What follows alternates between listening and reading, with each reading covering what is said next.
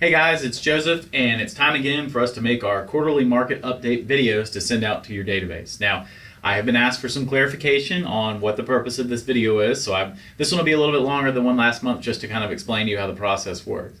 So as part of your 36 to convert, which is the automatic touch plan that we put out on your behalf to your database, we send out a quarterly video from you that gives a local update of what's going on in the market where you are working. So each month they get this month in real estate, which is a national statistic. So what we wanted to do is give you an opportunity to reach out to them with a video so they can see your smiling faces and you can tell them about what's going on in their local market.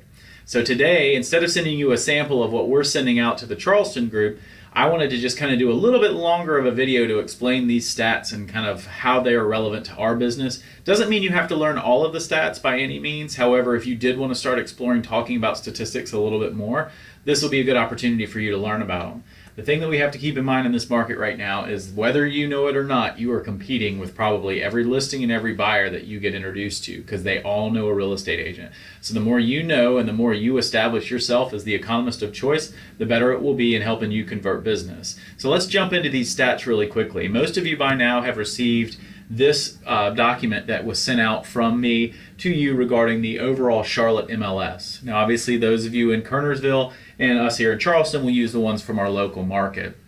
Now this report is, as you can see, it's 33 pages long. That doesn't mean that you need to use all 33 pages. Some of you may choose to just use this first section, which is the greater Charlotte region, or some of you may choose to scroll down and you can actually go down to each one of the counties. And then there are specific areas such as Lake Norman, Uptown, Cornelius, all of those are on there. Whatever you choose to do is completely up to you, right? This is your opportunity to reach out and become the economist of choice for your database. So it's completely up to you which area you want to choose. But let's dive back into these stats really quickly specific to the general Charlotte region because these are pretty interesting numbers.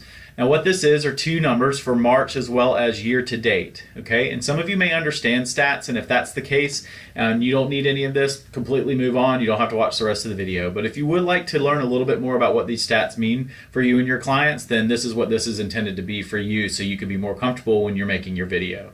So this first stat here is new listings. This is the number of new listings that came on the market. This is not narrowed down by type or anything in the first quarter of 2018. And what this is saying is that we had just about 14,500 homes come on the market in the first quarter, which is a decrease from last year of about 4.3%.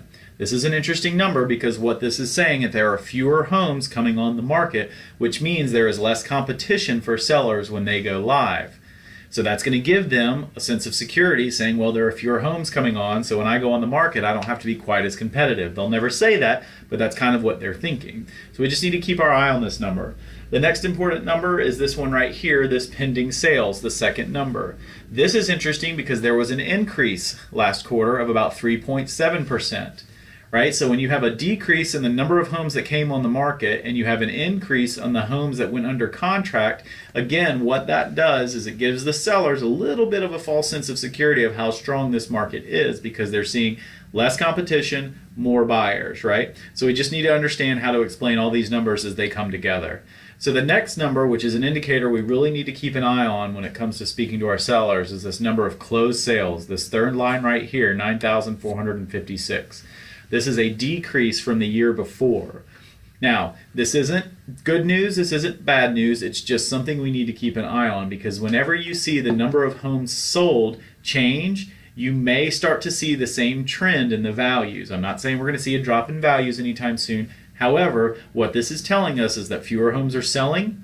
So that means that listings are going to have to get a little bit more competitive because there are fewer closings, and that may start to level out our value a little bit.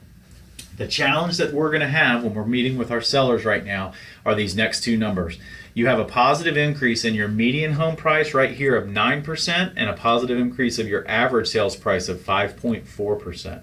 So again, what this is telling the sellers is that the values are still going up, and quite honestly, that's a pretty strong increase in value. So you need to be able to talk about all these numbers together, because like I said before, you don't want your sellers to have a false sense of security, but you also don't want to come in as Debbie Downer and talk them out of listing the home with you because they don't feel like you're going to be strong in valuing the property.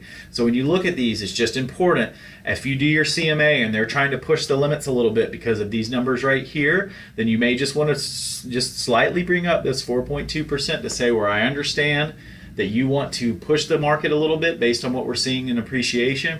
We just need to be aware of the fact that fewer homes sold the first quarter, and if that's a trend of a little bit of a plateau of the number of homes selling, we're going to have to keep a sharp eye on where we have our home priced. This next number here, this percentage of original list price to price received, this is an important number for you to know when you're working with your buyers, because buyers right now will still go out and try to offer 85, 90, 95 cents on the dollar. And what this is telling us is that's not what's happening in this market. What's happening in this market is they're getting anywhere from 96 to 97, almost solidly 97% of list price. So we just need to keep that in mind. Jump down to these last two numbers here. I think both of these are important also when you're talking to your sellers of expectations to set for them, right?